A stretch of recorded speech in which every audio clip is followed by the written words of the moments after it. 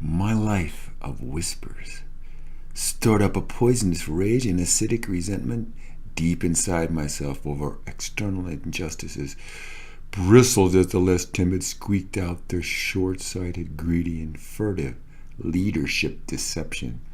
Lay in bed late at night and remade the world, got up tired, and went off tamely again to my dull job. Grew hoarse deep inside from shouting out the truth without even raising the slightest whisper.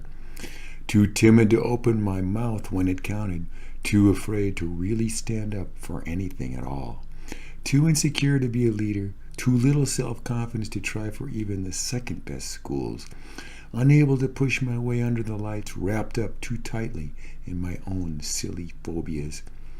Too often called to nothing when I was quite young. Drilled on my inabilities time and time again. Too long alone with self-ingrained reproaches, mine was a life of whispers no one else should hear.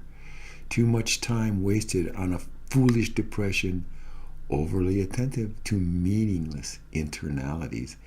Afraid to speak out, thinking I might sound as stupid as them, yet poisoned by my own angry silence. Peeping shrill protests, but only to myself, shamed into empty muteness in my screaming insecurity. Too willing to just let them rape and waste, con and steal, defile, and then righteously pontificate. Cowed into an uneasy and guilty silence by the deeply grounded knowledge that they are my betters. Unable to be driven by greed and insecurity to backbite, base step, and ass kiss my way to the top. Railing only to myself in the empty solitude of long nights, but without releasing the slightest sound. Responding to atrocities, extinctions, and propaganda with the merest shake of my head, harboring secret plans to someday stand up for what I never actually stated out loud that I believed in.